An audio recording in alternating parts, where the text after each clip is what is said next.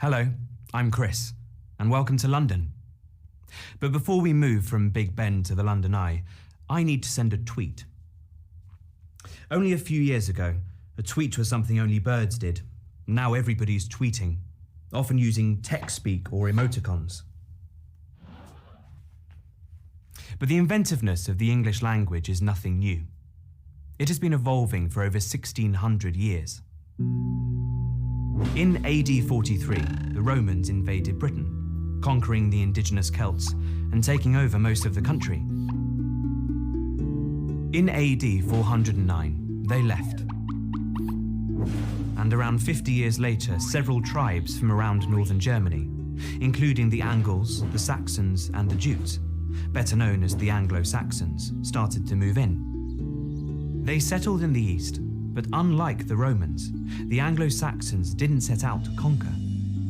They shared many things with the Celts, including language.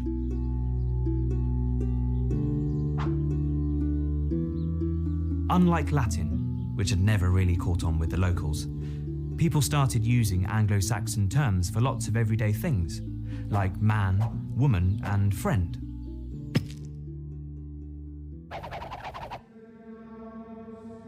But then Latin made a comeback. This time it didn't arrive with Roman soldiers, it arrived with Christian monks. Christianity became very popular with the locals and introduced a whole new alphabet and religious vocabulary. Then the Vikings arrived in around 800 AD.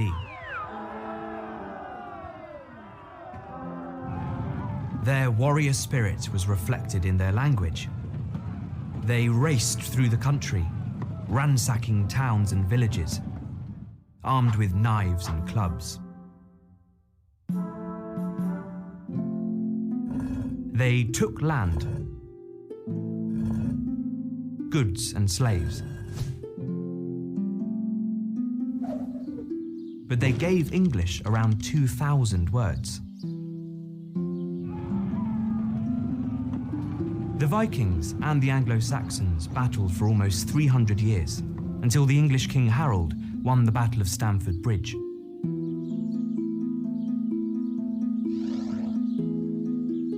But only 3 weeks later, the unlucky Harold was killed by William the Conqueror, a Norman from France, at the Battle of Hastings.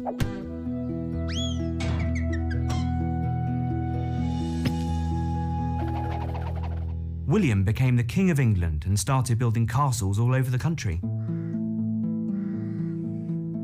French became the language of the wealthy elite. It was the native tongue of all princes, dukes, barons, and dames. But English remained the language of the peasants. Farmers herded cows and sheep, which were Anglo-Saxon words. But the nobility ate beef and mutton, which were French words. Over the next 300 years, the two languages mixed until English eventually won out. Albeit with 10,000 new words from the French.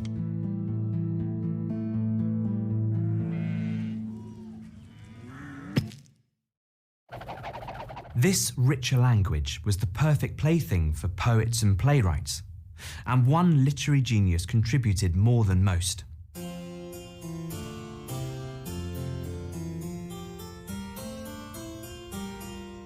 William Shakespeare wrote 38 plays and 150 poems.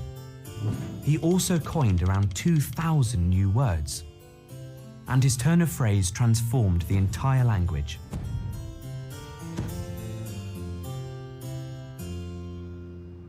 The 16th century was also the age of discovery, and for Britain, this meant the birth of an empire that stretched across the globe.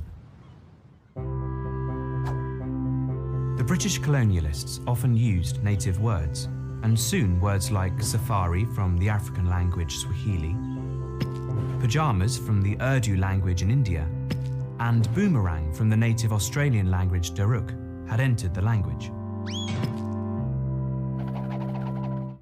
But the country that had the most impact on English was America. The newly independent America needed a new type of English, American English. American English kept many of the old English words, so today English curtains are still American drapes. English wardrobes are American closets. And English trousers are American pants.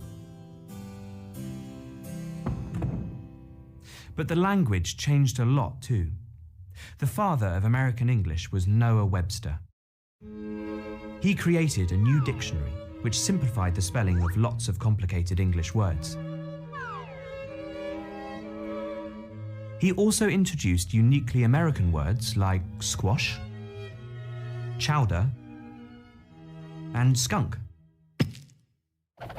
By the 20th century, there were two main types of English, British English and American English. But throughout the 20th century, both continued to change and borrow from one another, especially with the invention of computers and the internet. Suddenly, we needed new words to describe our blogs, posts, and, of course, tweets. Today, English is truly global. There are around 375 million native speakers, and about 1.5 billion people learn it as a foreign language. But it is always changing and shifting to suit our needs. Today, the English vocabulary has over 170,000 words, and counting. We are inventing new words every day, and if we don't know them, we just Google them on our smartphones or send a tweet.